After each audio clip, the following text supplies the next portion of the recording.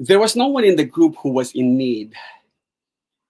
Those who owned fields or houses would sell them, bring the money received from the sale, and turn it over to the apostles. And the money was distributed according to the needs of the people. Acts 4:34 through 35. Good News Bible. Blessed everyone and welcome to our live stream. Again, this is your brother in Christ, Jose Reboy Perez Cariaga. Muli naman pong bumabate sa lahat ng mga tumatangkilik sa programang ito, sa lahat ng mga kapatiran natin, sa ang dako man kayo ng mundo naruroon, anong oras, anong araw man nyo panuorin ang broadcast na ito, ang pagpapala ng dakilang may kapalang sana ay suma sa atin. Andito na naman po tayo sa ating Making the Invisible Visible. At tayo nga po ay nasa part 11 na ng ating A Few Good Men. And pansamantala po natin iwanan muna ang diskusyon patungkol sa divorce. Palagi ko sapat na siguro yung mga impormasyon na ibigay natin. Kung mayroon mang kulang para makita natin ang mga basya noon, balikan na lamang po natin yung Bill 9349 9343, and balikan na lamang po natin yung naka-post naman po ito sa i-google na lang natin, so to speak. Okay. Yan po umagang ito, patuloy po tayo sa ating pag-aaral at ibang nilalang naman ang pag-aaralan natin. Okay. Alam po ng lahat that the early church, yung primitive church, the young church, after the Pentecosts, wherein natatag ang Iglesia ng Panginoong Jesucristo, wherein the Church of Christ was built or founded sa pamagitan ng first na preaching ni Apostol Pedro sa araw ng Pentecosts, at wherein 3,000 kaagad-agad ang tumanggap sa salita at nagpabautismo at nangadagdag sa kanilang numero.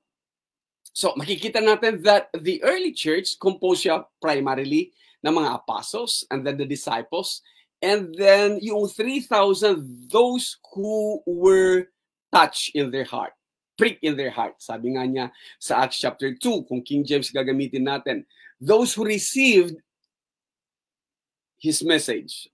Ang iba naman mga translations yun ang ginamit. So, sa isang araw, 3,000 were added.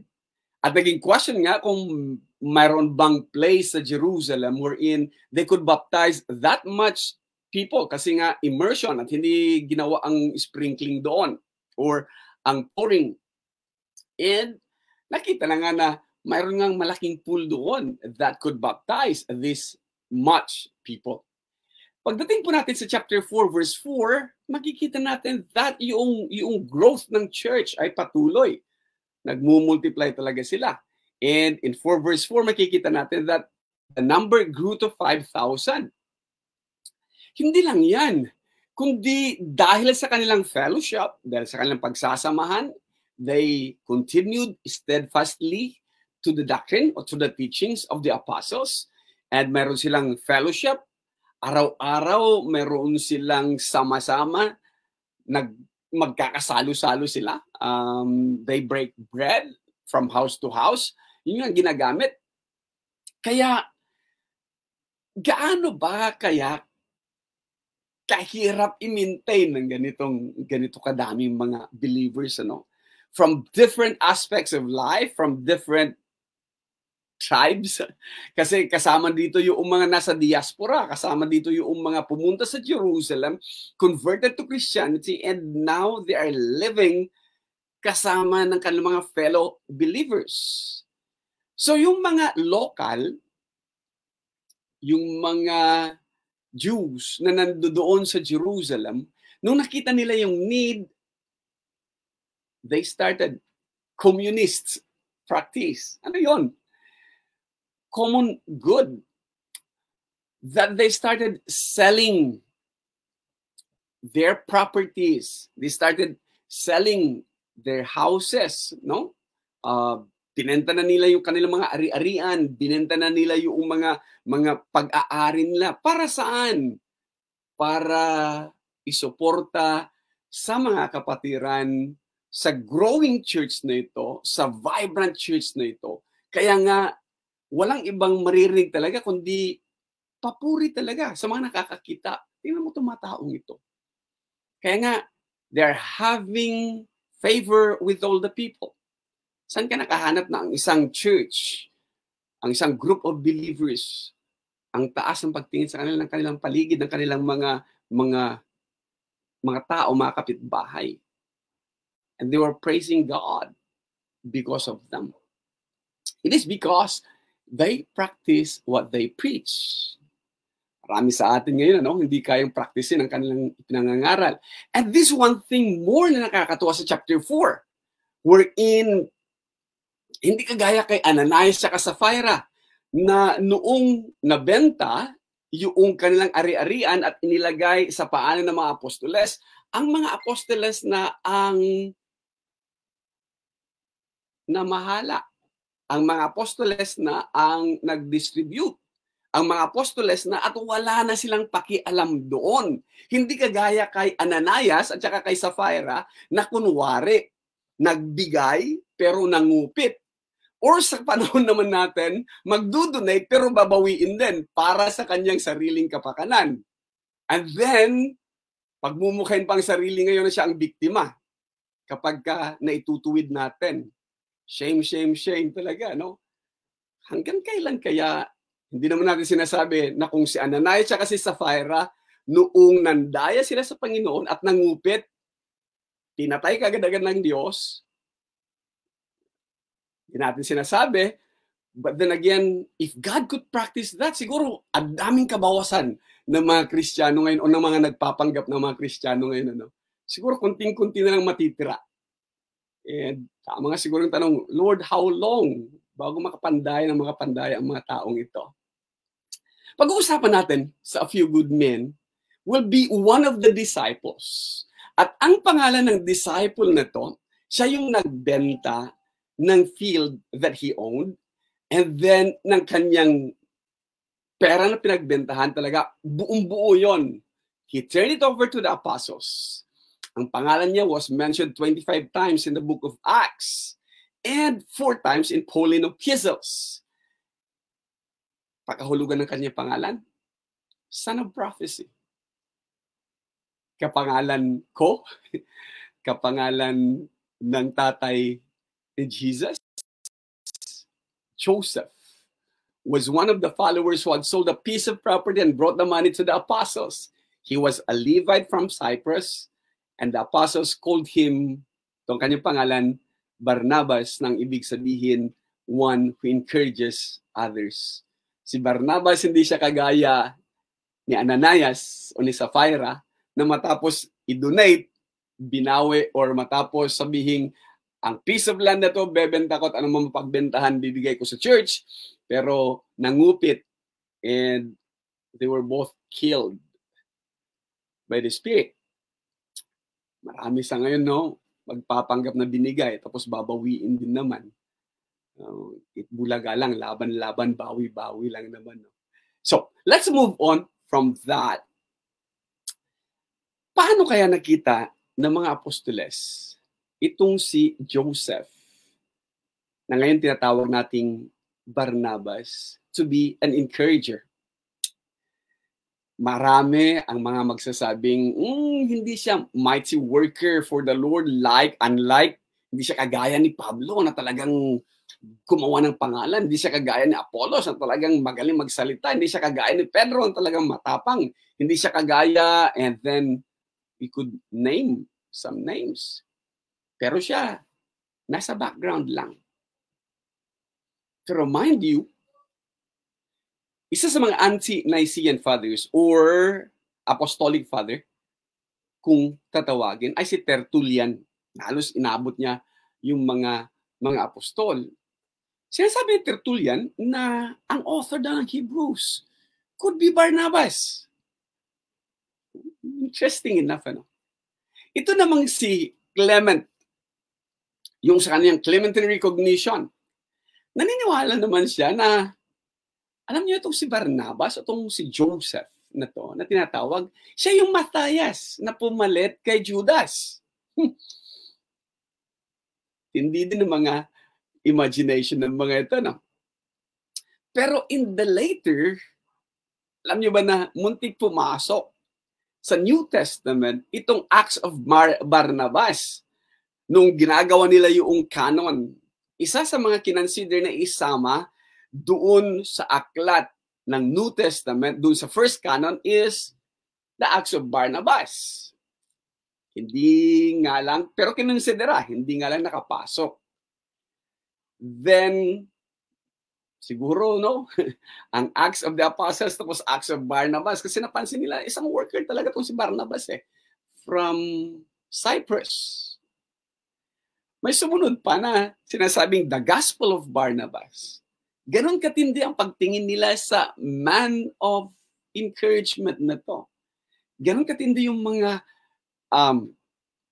pananaw nung iba, bagamat tayo, umaasa tayo na yung first canon o yung 27 books of the New Testament ay sapat na we take the 27 books as is. At hindi na natin kinukonsidera ang Acts of Barnabas and the Gospel of Barnabas or even yung mga idea ni Matthias, na siya si Matthias or even siya ang author ng Hebrews. Pwede. Kasi hindi siya first hand. Pwede. Okay? Ito yung impact na nagawa ng silent worker na to. Impact na nagawa ng encourager na ito. At ngayong umaga, for our few good men, pag-aaralan natin si Barnabas in making the invisible visible. We would like to see how an encourager encourages a church or encourages Christians.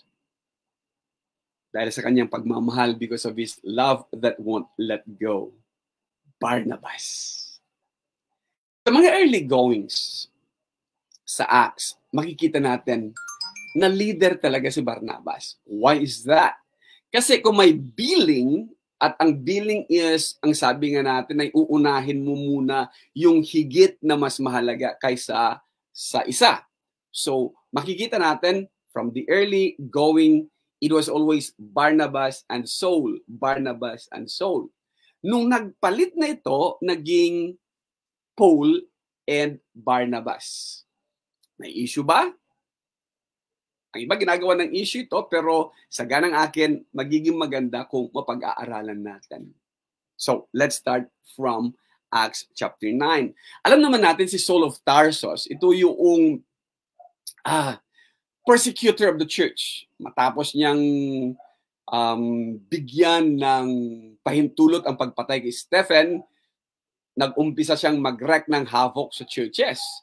And truth is, sa chapter 9, he was going on his way to Damascus upang hulihin din yung mga Kristiyano doon, upang hulihin din yung mga kaanib ng the way, upang hulihin din yung mga Kristiyano, wala pang Kristiyanong termino noon, upang hulihin din yung mga believers. Yet, somewhere along the way, si Saul of Tarsus met Jesus. At nakakatuwa, nang tanungin siya, Saul, why are you persecuting me? And he asked, who are you, Lord? And ang answer ay, Jesus. I am Jesus. The church is being persecuted, pero pinrersonal ni Jesus, I am. You are persecuting me. You're persecuting the church. Thus, tama nga, dahil ang church, tayo, called out yung mga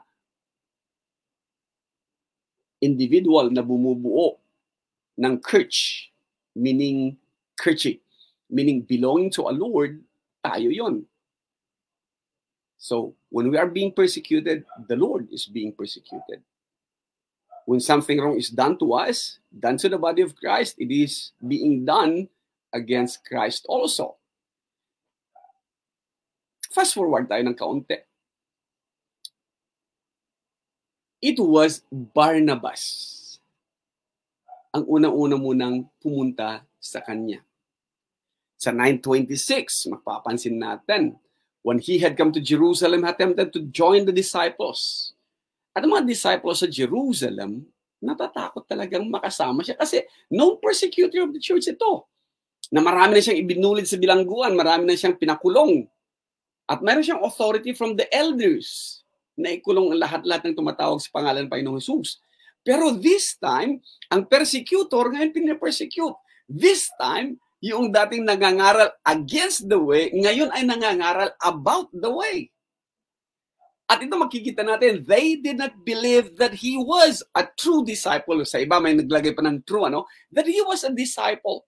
Yet, among all of them, here is Barnabas. Barnabas, pansinin yung word, took him and brought him. Si Barnabas talaga ang naglagay ng kanyang lieg, vouch for the church persecutor and put his neck on the line and says, he is indeed a true disciple. At ang kanyang reputation at stake, kung kilala niyo kung sino ako, maniwala kayo sa akin, tanggapin niyo tong taong to kagaya ng pagtanggap niyo sa akin. What a guy. What an encouragement, sa mga hindi gaanong kilala. Tapos may isang taong kilala na will put his neck, will vouch for you. It's good. And Barnabas did that to Paul. Pagdating natin sa chapter 11, we could also see that the church in Antioch, sila ang nag-commission kay Barnabas to look for Saul. Kasi from Jerusalem, nagpatuloy na ng pangangaral itong si Saul of Tarsus. So, when they commissioned Barnabas, ito mababasa natin sa kanya. Barnabas was a good man, full of the Holy Spirit and faith, and many people were brought to the Lord because of this man. Then, Barnabas went to Tarsus to look for Saul, sapagkat inutusan siya. When Barnabas found Saul, he took him to Antioch. Lagi-lagi yung word yung he took him. No. And Antioch is probably, 300 plus miles or 420 plus kilometers away from Tarsus. Kaya it must have taken some time bago nakarating sila doon sa Antioch. Pero si Barnabas, kasama si Pablo, for a whole year, the two met with the people of the church and taught a large group. Ito yung tinatawag nating purposive meetings. Ito yung tinatawag natin na talagang nag-set up sila na magkakaroon tayo ng Bible study, magkakaroon tayo ng discipleship, magkakaroon tayo para maintindihan natin maigi ano nga ba itong the way, ano nga ba itong discipleship, pagiging disciple. At ano nga bang ginagawa, ano nga bang mga katuruan ang meron dito. And si Barnabas, kasama ni Saul of Tarsus, tinuruan ang mga taga Antioch. At dito natin makikita that the believers in Antioch were first called Christians. Doon siguro lumalabas, Kristoiyano. Doon siguro nakita nila, bakit lagi kayo nag-meet? Discipleship? Bakit lagi kayong nandyan? Nakikita namin kayo, nakikita na nasa paligid nila. In what group is that? The way tawag noon, disciples tawag noon, and this time, binansagan na sila because of Christos, because of the Christ. Kaya doon sa kanila nagmula yung salitang Christian. Christ, I-A-N. Nagsabi nga natin, without Christ, I-A-N is not a word, or Ian is not a word, but it represents I, or it stands for I am nothing. Kaya ang Kristiyano is somebody because of Christ. Doon galing itong mga bagay na to. So, makikita natin sa church in Antioch, itong bagay na mapapansin natin. Sa commissioning, lagi mauuna yung pangalan ni Barnabas. Importance from kaya nauuna yung pangalan ni Barnabas. So, set apart for me Barnabas and Saul. That was what the Spirit told the leaders of Antioch. And then they commissioned, having sent by the Holy Spirit, Barnabas and Saul went to Seleucia. And then nag-umpisa na yung kanilang missionary journey. Dito rin natin makikita yung pagbabago ng pangalan ni Saul. Then Saul, also known as Paul, was filled with the Holy Spirit. He looked straight at the magician. Ito yung again Simon the Magi. And from then on, from 13, makikita natin na tila may shifting ng importance. May shifting din kaya ng leadership. Sa 43, pansin natin, first time na after the people had left the meeting, Paul and Barnabas, followed by many Jews, and yun na, every time na mababanggit si Paul, which was also known as Saul, bago siya nakitang Saul, secondary siya kay Barnabas, pero ngayon, makikita natin na Paul and Barnabas, verse 56, verse 50, 13, 14, and so on and so forth, makikita natin lagi yung partnership ni Paul at saka ni Barnabas. And changing of the guards, so to speak. Yet, wala tayong makikitang problema with Barnabas himself. Pagbalik nila doon sa commissioning church, in 4 verse 26, si Paul at saka si Barnabas, bumalik sila sa church na nag-commission kay Barnabas na hanapin mo nga si Saul. Dalhin mo nga siya dito. And from where they were first called to be Christians, ito na naman, bumalik na sila after that missionary journey. And from there, they sailed back to Antioch, the place where they had been commended to the care of God's grace for the work they had now completed. When they arrived in Antioch, they gathered the people of the church together and told them about all that God had done with them and how he had opened the way for the Gentiles to believe. And they stayed again in Antioch a long time with the believers. Mapapansin natin that mauuna na ngayon ang pangalan lagi ni Paul. It's Paul and Barnabas. Walang nag-question doon. Mas importante na ba? Kasi sabi nga natin, kung biling pag-uusapan, yung mas importante, unahin mong banggitin bago yung less important. Yung kung sino mas malaki bago yung mas maliit. Sino yung mas kilala bago yung lesser. It seems like si Paul is taking over. Pero wala nag-question doon. Dahil wala sa idea din ni Barnabas. Leadership or billing was not an issue for this guy. Was not an issue for Barnabas. Sa chapter 15, tinatawag natin na Council in Jerusalem or the Jerusalem Council.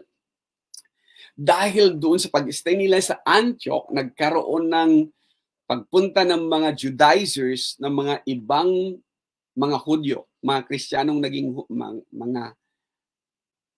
mga Hudyong naging Kristiyano, Judaizers. The Jews who were converted to Christianity na nag-i-insist that Christians, even the Gentiles, after they're being converted to Christianity, must obey the law of Moses. And si Paul at si Barnabas talaga nakipagdebate sa kanila at sinasabing, no, hindi na dapat, hindi natin kayang pasan sa kanila ang pasan natin na kahit tayo nga mismo, di natin kayang pasanin yung mga kautusan ni Moses na yan. So Paul and Barnabas, again, makikita natin, Paul and Barnabas got into a fierce argument with them about this. So they decided that Paul and Barnabas be sent to Antioch about the matter, o to Jerusalem about the matter. So pagdating nila sa Jerusalem, napansin natin at doon na nga nagsalita si Pedro patungkol sa belief at patungkol sa issue ng should the Gentile Christians obey Moses or not. Then, napagkasunduan nga nila that it is not. It is by grace that we have been saved. Then the apostles and the elders together with the whole church decided to choose among men from the group and send them to Antioch. Kung saan nag-umpisa yung discussion, ano?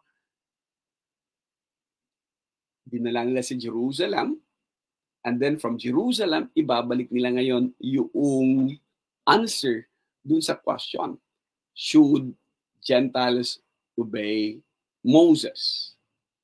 And ito, napili nila ulit si Paul and Barnabas. They chose those men, two men, who were highly respected by the believers, including Judas, called Barsabas, and Silas. In Acts 15 verse 25, may makikita tayo dito na style din ng pagsusulat ng mga elders at style ng pagsusulat ng mga apostoles. And then how they valued also yung kalagayan ni Barnabas. Tingnan niyo maigi. Dahil nauna na, paulit-ulit na yung Paul and Barnabas. But the letter says, and so we have met together and have all agreed to choose among some messengers and send them to you. They will go with our dear friends. Tingnan niyo sa billing, ang sinong inuna ng mga apostles, Barnabas and Paul, who have risked their lives in the service of our Lord Jesus Christ. If we have to learn something, honor to whom honor is due. Pagmat hindi masyadong pinapahalagahan natin or hindi natin hinahanap, but it's good to see that also na pinapractice ng mga apostoles, pinapractice sa kanilang formal letter sa mga believers. Inilalagay nila sa tamang kalalagyan ni si Barnabas. At sinasabing, our dear friends, Barnabas and Paul. Probably because una nilang nakilala si Barnabas bago si Pablo. Or probably because una nilang nakita na si Barnabas ang nagbitbit talaga kay Pablo para makilala sila ng mga kapatiran sa Jerusalem. And they stick to that. Hindi malaking issue para kay Barnabas. Pero para sa iba na gusto talagang maging nauuna lagi, here are examples of that. Tuloy natin. Sa chapter 15 verse 35, Paul and Barnabas spent some time in Antioch, and together with many others, they taught and preached the word of the Lord. So, mahaba-haba na naman, parang base talaga nila ang Antioch Church, o church at Antioch. Sometime later, sabi ni Paul kay Barnabas, let us go back and visit the believers in every town where we preach the word of the Lord, and let us find out how they are getting along. Ito na yung kanilang second missionary journey. This time, 37, Barnabas wanted to take John Mark with them. Gusto niyong bitbitin si John Mark. Nasaan ba si John Mark? Chapter 13 si John Mark.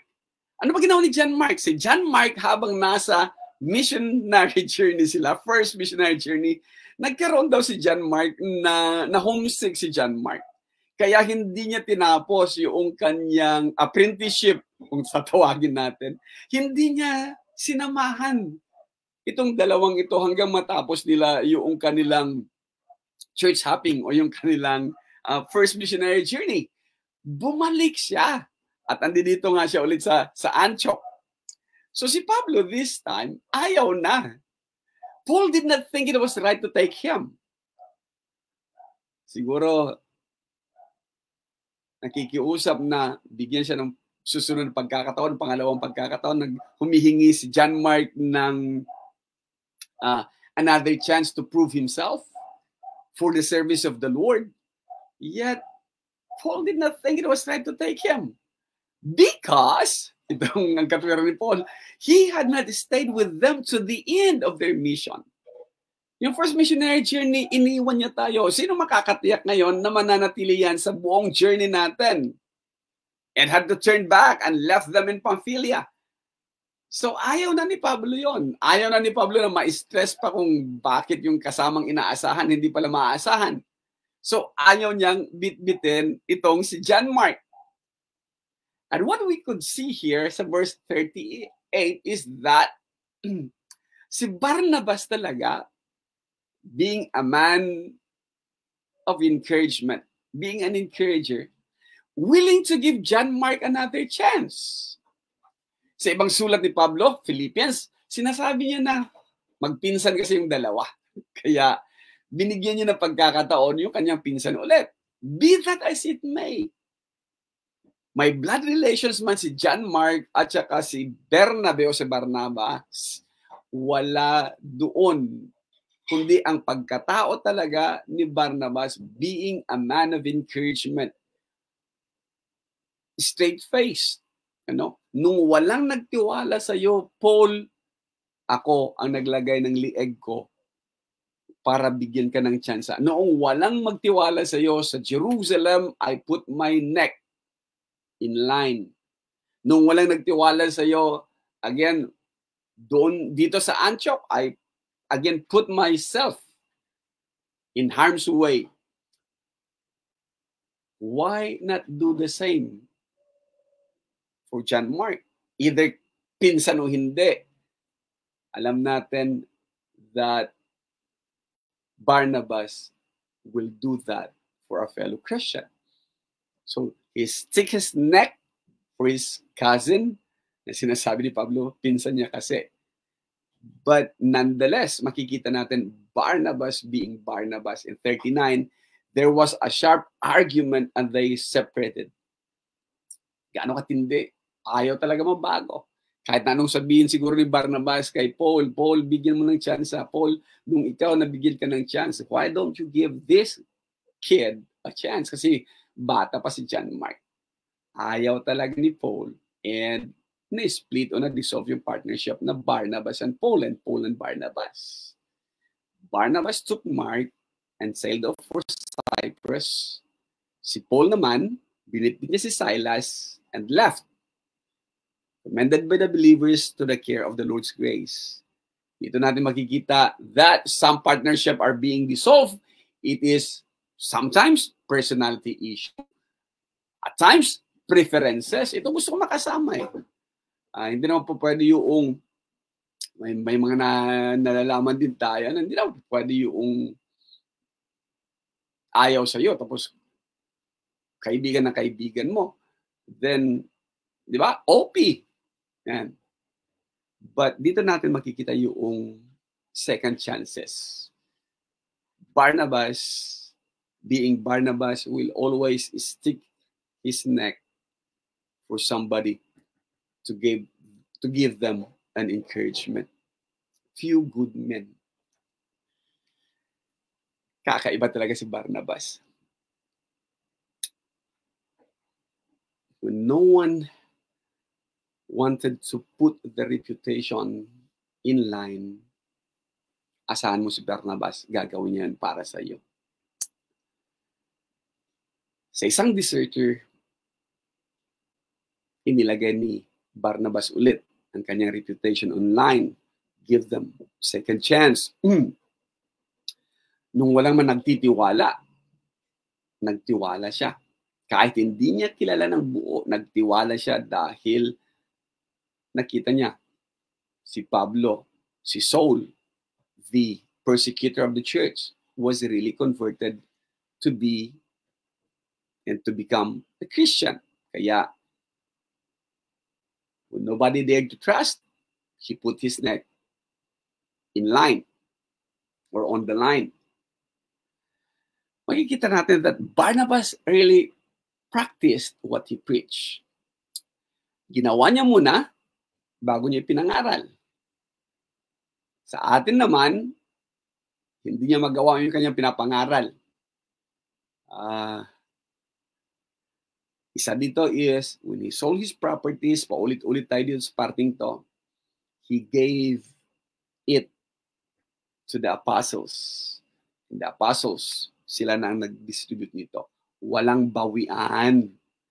He put his reputation at stake in the case of Saul of Tarsus and also in the case of John Mark. When everyone was afraid to take the risks, he took it. What if? God only knows. Kaya nga, totoong he is indeed a son of encouragement. Isama ko lang dito ang sinabi ni Martin Luther King Jr. At nakakatuwa. that in the end, we will remember not the words of our enemies, but the silence of our friends. May mga iba na nangangailangan ng second chances. Everyone is afraid to take the risks. Everyone will not put their reputation at stake. So, nananahimik. Sa mga some church issues, alam natin na daming masyado, no? It's really that bad. Pero, walang gusto magsalita among friends. Alam mong mali yung ginagawa ng isa. Ayaw magsalita. Alam mong mali yung paratang nila sa taong ito. Walang nagsasalita. Alam mong sinisiraan yung isa. Walang magsasalita. Then tama si Martin Luther King. In the end, we will remember not the words of our enemies, but the silence of our friends. Alam ko kung sino ang mga nanahimik noong mga panahon na yon. A few good men.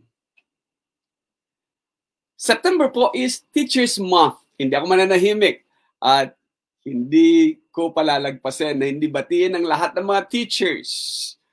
Tinataas po natin lahat ng mga guro.